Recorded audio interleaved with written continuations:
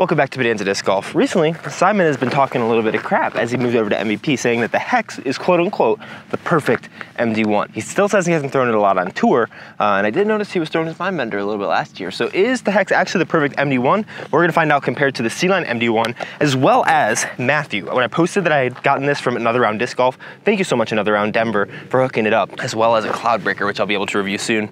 Matthew had let me know that he actually had an old MD1, which feels very different, much more like a rock. So big shout out to Matt. Seems like a really cool guy here in Denver. I'm sure we'll be getting some rounds in, maybe on camera if you guys want, but we're gonna play 9 holes, putting the C-Line MD1, the new one, up against the Hex, up against an old Innova-made MD1. It's 167 grams. First run, we're at Owl's Then Disc Golf Course here, a little 9-hole track, which everything is in like the 200 to 380 range, so perfect mid-range distance, most around the 300 point.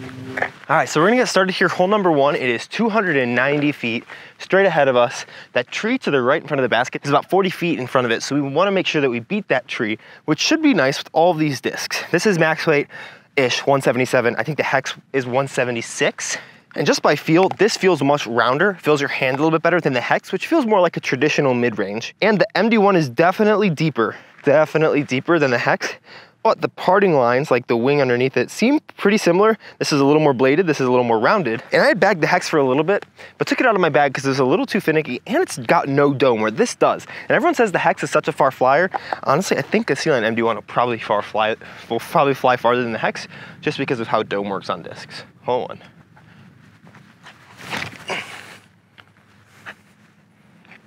Missed that tree. No! Oh, that was such a really pretty, beautiful shot. Oh, Hex. That just stayed so straight though. That is such a straight disc. That's good, because I'm thinking about bagging MD3s this year, so that might be a good compliment.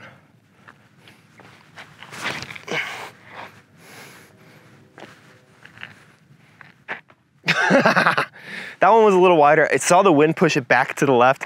I think it hit almost the exact same point in that tree though. And now for this MD1, I imagine this honestly feels like it's gonna be more stable because it has like a little bead. It feels, Matt was saying that it feels more like a rock, and it kind of does. It definitely is different. It's SG line. I imagine it's gonna be a little flippy though because it looks pretty beat. No, stable. I put a little more hyzer on that one than the other ones. I thought it would flip. Can't believe I just smacked that tree in the same place 2 times in a row. Well, I guess this is kind of an argument for my consistency, maybe? Exactly as far from the tee pad as each other. Just aim for the middle. First run MD1 off to the early lead. What I like about this course is there's only one hole that's like under 220, and there's a couple holes that are pretty decently over 300. That's normally my mid-range distance. All right, so it does seem like the Hex and the new C-Line MD1 are more similar in flight than the old first run SG line one is. Because of the lack of dome on the Hex though, it does seem like it will move a little bit more left to right off of one initial throw. I like the flight of this. I really like the feel in hand too. It does feel just like a Mind Bender because the Mind Bender was basically a C-Line Metal Flake-ish MD1, but the Mind Bender was way gummier if I remember correctly. So hole number 2, there is that kind of tight line to the right. We're gonna go for the turnover just to see how it holds. And it's a little bit tighter of a line, adds a little more danger in here, but SG line MD1, I was up first. Get through somehow. Yeah, that was fair. That was a really bad shot. My struggle with anhyzers, and this is a good teaching moment, is I think, oh, I have to throw over them and rotate instead of trusting if I hit my spot out here and brace behind myself, it's going to go on the path. So I end up throwing a good shot, but I over rotate because I want to watch it through. Next is the new C-Line MD1. And that is a much better representation of what to do. Look at that. You do what you know you're supposed to do and good things happen.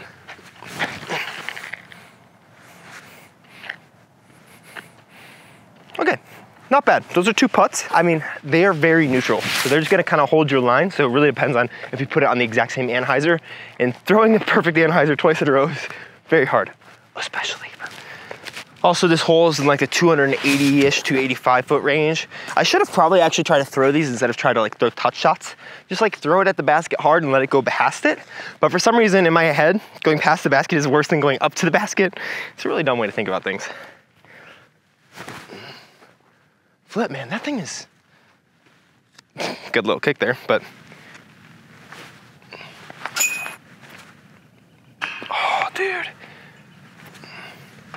See, MD1's better. That basically proves it. All right, the two MD1s are all tied up. Hex needs a birdie.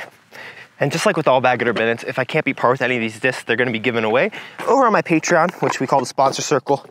Because if you are in it for a year, you'll pay for the entry into one of my tournaments. But there's a ton of benefits and stuff that you can check out, link down below. I don't imagine this will be a typical use for these discs for people, but we're gonna throw them on a forehand and just see kind of how they hold. This one's only 220 feet, so we can throw them on a slight hyzer, see if they pop up, but we're not gonna throw them too hard, and we're gonna focus on finishing slightly palm up, because that will make sure that they can't really roll over too much. So quick tip, make sure you pop them and keep the palm up. Not the best for your elbow, so don't throw full power drives that way, because you need to make sure that you pronate afterwards, but if you wanna just make sure something stays on hyzer, like this, it can be good.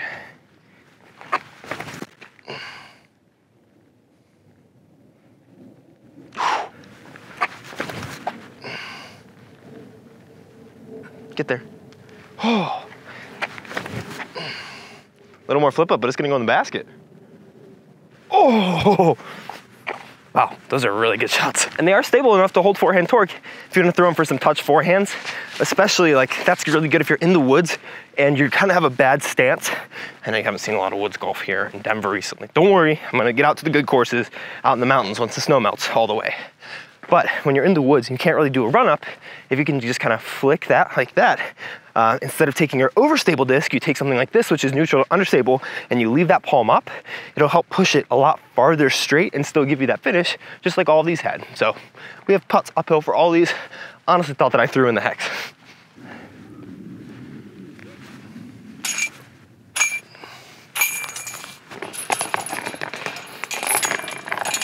Hey, now as long as no bogeys, no giveaways.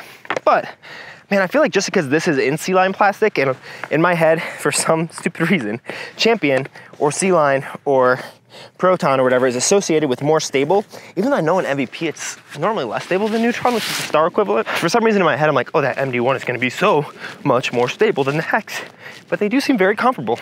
MD1 has the box. We have a left to right wind, so if we throw it flat, out slightly to the left, kind of towards that big tree, it should glide back in. This hole's just under 300 feet. It's like 298.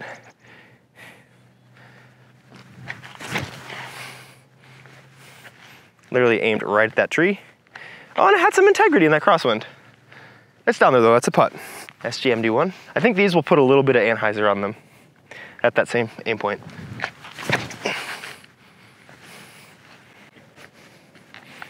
Much better. Really good. And now for the Hex.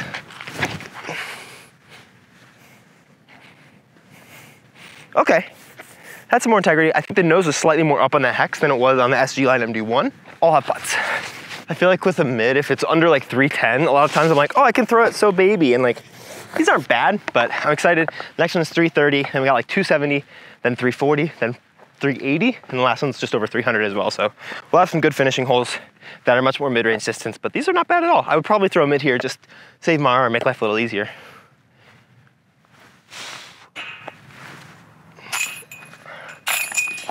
MD1 has lost the box, but we're getting birdies, we're happy. All right, 325, dead ahead of us. Pretty nice hole here. Got a tunnel to hit towards the back, maybe about starting at 220-ish feet, and you gotta carry it. So we wanna kind of hit high up towards that right side of the tunnel and let it finish glidely towards the basket. Pretty good disc for the shot. We just have to commit. SG MD1 is up first. Flat, slight tailwind, so throw it flat and high. Try to keep the nose down. Not an easy shot for me.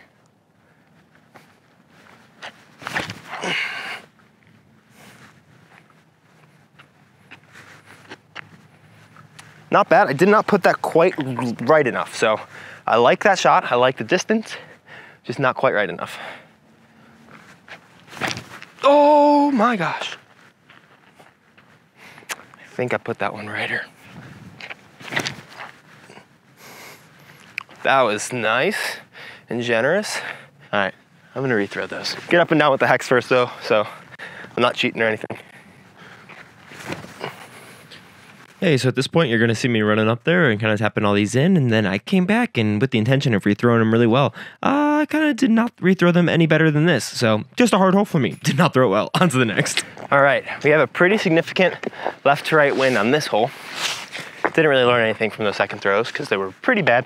That's probably one of the harder shots on the course. That's just a hard shape without an overstable disc that you can flex, or an understable one that you can hyzer flip and make sure it comes back. So not mad about it. Everything took the par. This one is gonna be pretty just dead at it. Flat to baby hyzer, because the wind should just keep it straight, if not even push it a little more right. But I ran a couple times to get those discs, so my heart rate is up.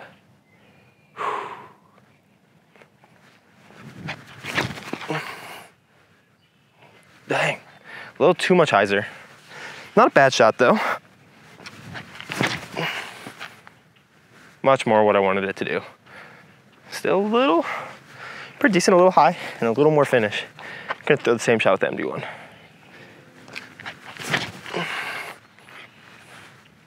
Oh, they kind of drifted a little more on a similar amount of hyzer. So if I remember, when I had initially reviewed the Mindbender versus the Hex, it was actually versus that Hex that I'm throwing right now. And I had said that the Mindbender was pretty significantly less stable.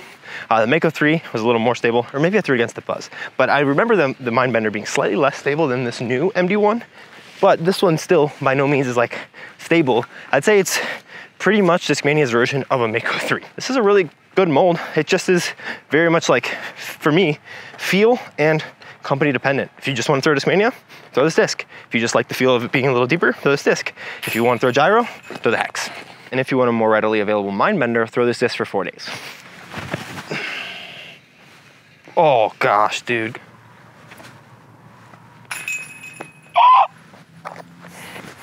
I don't know why I turned into a bird there, sorry. Jeez, dude. Throw it in the air.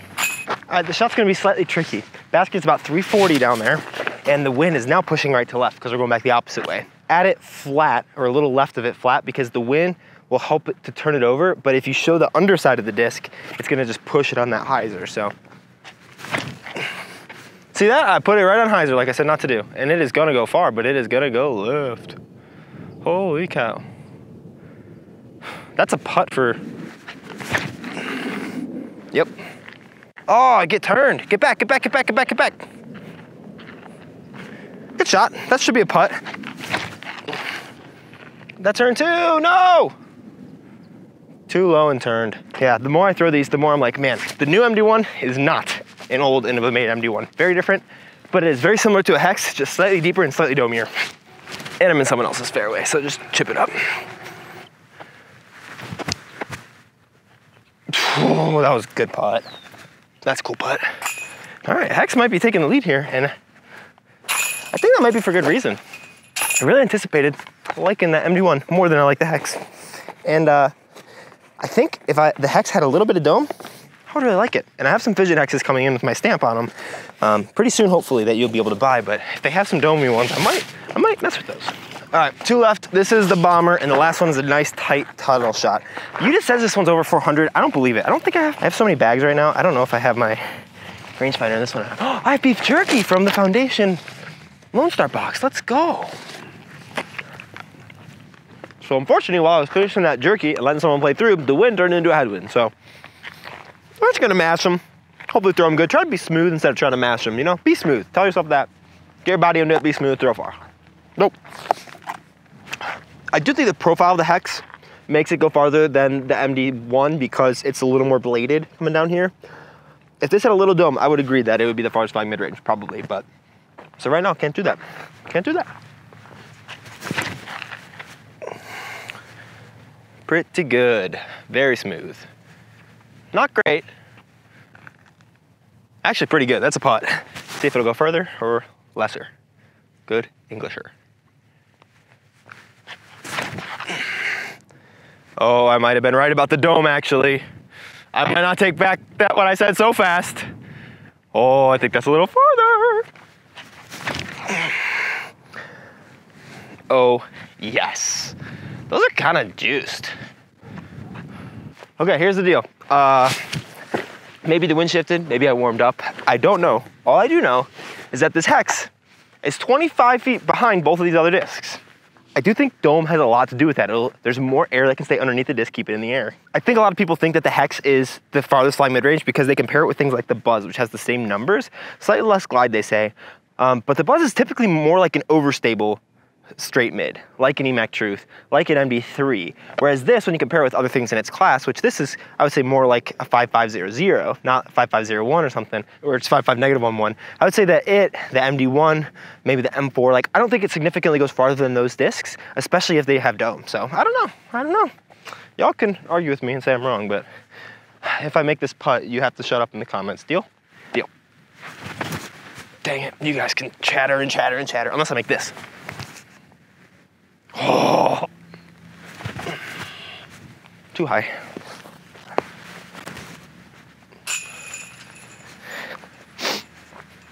We don't have to talk about that. That was cool.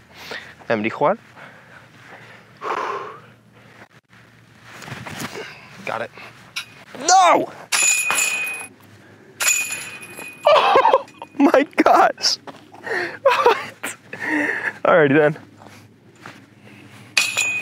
All right, dead ahead of us. Just like 260-ish, 270, 280, 290, 375,000 feet, 290. Since all these are flat, I think slight ante at them will have it finish down towards the basket and give us a little height. So I will have to say, once again, big shout out to Another Round Disc Golf Denver, local shop here. Really with Another Round out of Charlotte, who has all the aces that you've ever seen in your life from Joseph. And then this MD1, big shout out to Matt. Thank you so much. Hopefully we're buzzed. I'm surprised because this is 167. It's 10 grams lighter than these, but it's more stable than both of them. So I don't know, this old Innova made stuff kind of lasts. I think I totally proved that the hex, I very much definitively proved that the hex does not go the farthest, but I think here we can also prove that it will ace the last hole. Get lucky.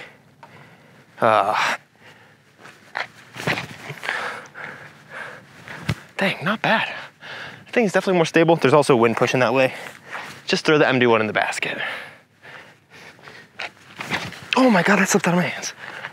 I'd say this is one of the hardest parts about like doing 9 holes for reviews is like, I would probably, even though it seems like a good hole for this, I probably wouldn't throw this on this hole. I'd throw an even flippier mid-range, which right now I don't have. This is in my eyeballs. Stable. Oh, good shot. I know you guys have been waiting all video for me to make a good putt, so I figure it's about time to deliver.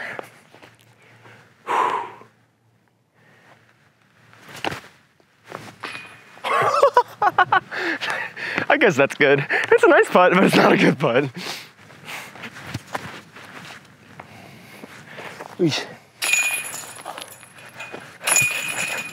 So we got the hex and the 2 MD1s. Honestly, I feel like I like the hex more than I like these.